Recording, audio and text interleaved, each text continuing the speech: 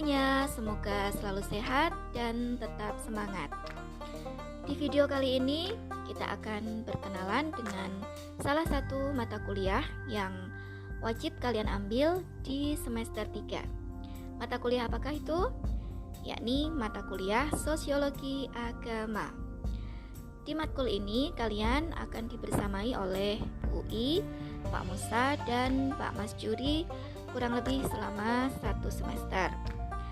Nah, sebelum kalian ambil matkul ini, perlu nih kalian kenalan dulu dengan sosiologi agama ya. Jadi apa sih sebenarnya yang dimaksud dengan sosiologi agama?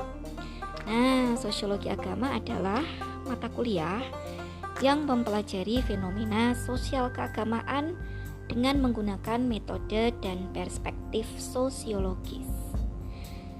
Selama kurang lebih 1 semester atau 14 kali pertemuan, ada 8 materi yang akan kita pelajari bersama-sama. Yang pertama sekali adalah mengenai pandangan sosiologis terhadap agama. Di materi ini kita akan mencoba mendeskripsikan apa sih sebenarnya yang dimaksud dengan agama itu. Nah, tentu ada banyak sekali definisi dan batasan-batasan mengenai agama, namun dalam materi ini kita hanya akan membatasinya dalam perspektif sosiologi saja. Nah, hal ini menjadi penting sebelum kita memasuki pertemuan-pertemuan selanjutnya ya, supaya kita bisa paham dan sepakat terlebih dahulu mengenai apa sih sebenarnya yang dimaksud dengan agama. Kemudian di materi yang kedua kita akan mempelajari mengenai fungsi-fungsi agama dalam masyarakat. Nah, di materi ini kita akan melihat bagaimana ternyata agama itu memiliki fungsi integrasi sosial ya, karena agama memiliki seperangkat norma, agama memiliki seperangkat nilai yang norma dan nilai tersebut banyak sekali difungsikan oleh masyarakat sebagai faktor pemersatu atau integrasi sosial di antara masyarakat. Kemudian yang ketiga adalah mengenai tipe-tipe masyarakat dan agama.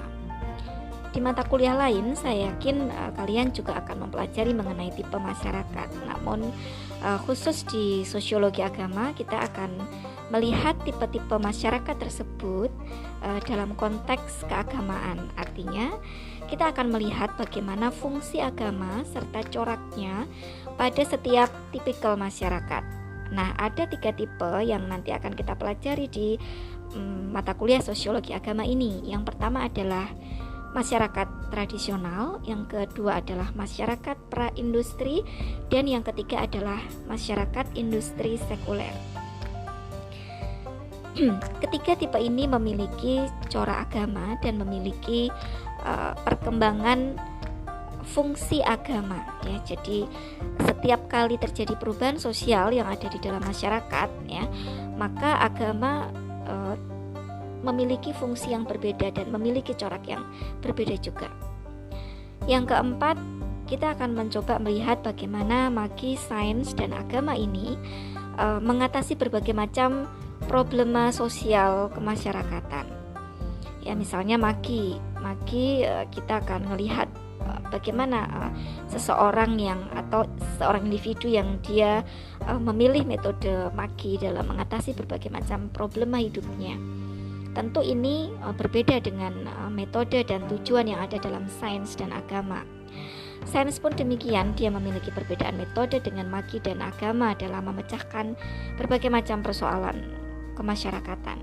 Agama juga demikian, ia bisa berada dalam relasi kontestasi dengan magi dan sains dalam mengatasi berbagai macam masalah-masalah individu maupun di masyarakat. Nah, kita akan mencoba melihat bagaimana ketiga aspek ini saling berrelasi bersama dan memiliki fungsi masing-masing dalam mengatasi problema sosial di masyarakat. Kemudian yang kelima adalah materi mengenai pengalaman religius dan masalah makna. Nah, agama itu tidak pernah lepas dari pengalaman spiritual dari setiap individu ya. Setiap individu akan selalu mengalami pengalaman religiusnya masing-masing. dan setiap individu juga memiliki makna tersendiri ya dari setiap pengalaman spiritualitasnya tersebut. Nah, kita akan mencoba mendalami hal tersebut di materi kelima, dan bagaimana individu itu memaknai pengalaman religiusitasnya, dan bagaimana pemaknaan tersebut berimpact terhadap sosial kemasyarakatan. Kemudian yang keenam adalah mengenai interpretasi keagamaan. Mengapa ada perbedaan interpretasi dalam agama, dan bagaimana perbedaan interpretasi keagamaan tersebut memiliki impact sosial di masyarakat. Itu adalah materi yang keenam.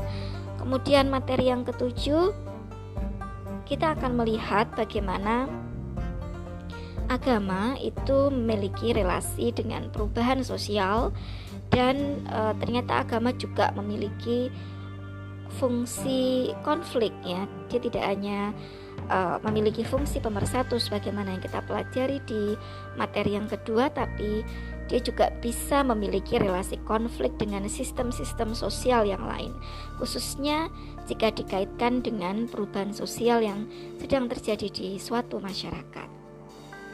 Kemudian materi yang terakhir adalah mengenai organisasi keagamaan dan bagaimana pengaruh organisasi keagamaan tersebut dalam berbagai macam sistem sosial yang ada di masyarakat. Nah, setiap agama biasanya akan memiliki organisasi keagamaan masing-masing ya, baik ini yang sifatnya ormas maupun aliran-aliran maupun sekte-sekte yang terdapat dalam agama. Nah, kita akan melihat bagaimana organisasi keagamaan tersebut memiliki pengaruh dalam berbagai macam sistem sosial yang ada di masyarakat. Misalnya, bagaimana organisasi keagamaan tertentu memiliki relasi dengan sistem ekonomi. Kemudian bagaimana ormas tertentu dalam suatu agama itu memiliki fungsi politis dalam masyarakat. Nah, itu nanti kita akan mencoba perdalam ya, dan kita akan mencoba merelatekannya dengan berbagai macam contoh-contoh isu-isu yang berkembang di masyarakat, khususnya kaitannya dengan isu organisasi keagamaan. Nah, ini adalah 8 materi yang akan kita pelajari selama 1 semester. Nah, di luar 8 materi ini kita juga akan melakukan small group discussion ya. Jadi dalam small group discussion ini kita akan mencoba mendalami beberapa isu-isu sosial keagamaan. Di antaranya adalah sekularisme, kemudian isu mengenai agama dan budaya lokal, kemudian yang ketiga adalah isu digitalisasi agama dalam masyarakat. Nah, ketiga isu ini akan coba kita lihat, akan coba kita analisis dan diskusikan dengan menggunakan berbagai macam perspektif sosiologi yang sudah kita pelajari dalam 8 materi di mata kuliah sosiologi agama. Nah, lalu kemudian apa yang bisa kita harapkan pasca kita mempelajari mata kuliah ini? Yang pertama adalah kita mampu menerapkan metode ilmiah dalam mengkaji fenomena sosial keagamaan. Kemudian yang kedua, kita mampu menggunakan perspektif sosiologis untuk menganalisis fenomena-fenomena yang kita teliti tersebut.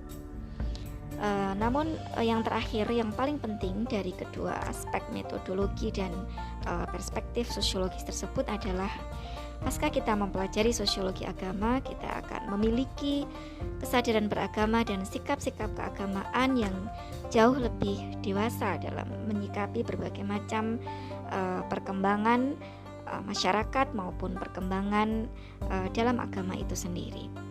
Saya kira itu ya untuk pengantar mata kuliah sosiologi agama.